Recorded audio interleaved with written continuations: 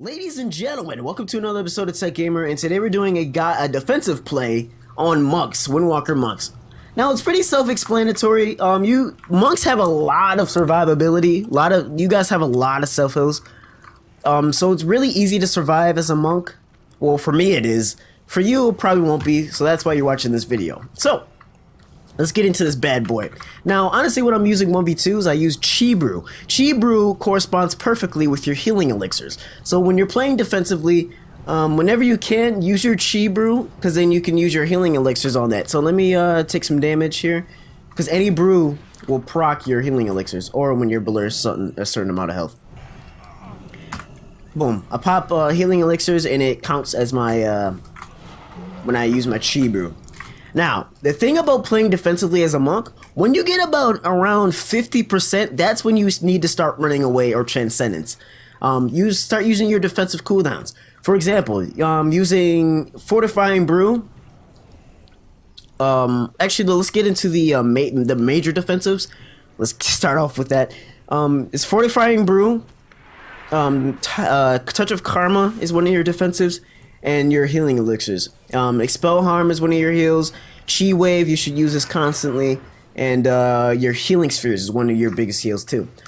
Now, your biggest defensive is Touch of Death. Now, I touched on this on my last guide of how to play offensively as a monk. You should be using Touch of Death, Touch of Karma as your last resort, really. Or when they're popping burst, use this as your last resort. If not, if you're around, say, about half or 75% HP, you know they're doing a lot of damage, you know they're targeting you, and you're around 75%, use Fortifying Brew. It turns your skin to stone, increasing your health by 20% and reducing incoming damage by 20%. Don't use this when you're at around 10% HP. Now, never use this ability at the last minute. That's probably the best advice I had when I was watching a lot of videos and watching a lot of guides and learning a lot of stuff. I would use Fortifying Brew, sorry, when I'm around like 25% or 10% HP. You never want to do that. Use it to its full potential. Use it when you're around 75 or 50% HP. That's when you use Fortifying Brew. If you have that down, what I usually do, your biggest defensives, which is really overlooked, is Transcendence Transfer. Now, when you're arenas, this is a very good ability. So say I place it here. Place it here in the beginning of the game. Definitely place that. Pretend you're a warlock for a minute. And what I usually do is when you get the about fourth biggest defensive you have is your healing spheres. What I usually do is I place these right on top of my Transcendence.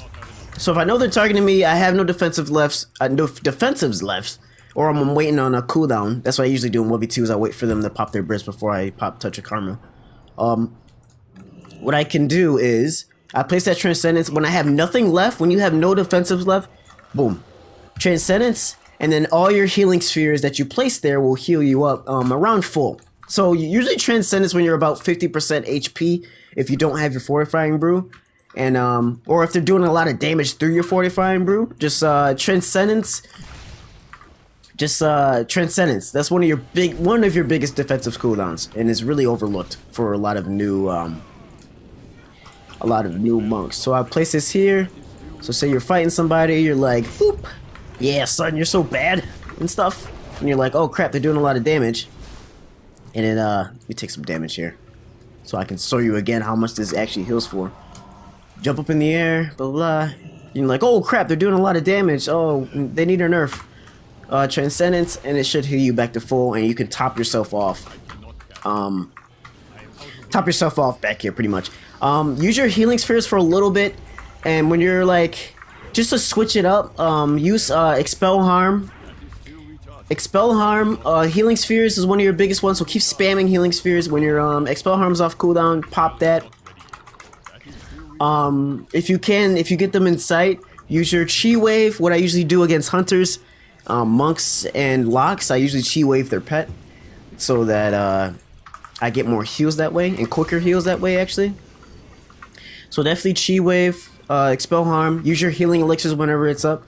It should pop up every 15 seconds, so when you can, I usually use Energizing Brew to heal myself, or my Chi Brew. Never use Nimble Brew to heal yourself. Use it when you use it as a second trinket. Really, don't use it as a to heal yourself. Although it is good to heal yourself at the same time, removing any effects. But those are really your main defensive cooldowns and stuff. So just keep doing that. LOS. I'll talk about a video about LOSing, how important it is when you're doing 1v2s as a monk or 2v2s or arenas in general. That'll be in the next episode, ladies and gentlemen. So that's been a monk guide. Hope you guys enjoy. And I am out of here. Hopefully you're just as good as me. No, I'm not that. Well, I'm pretty good. I'm pretty decent. My name is Heckhammer, ladies and gentlemen, and see you guys later.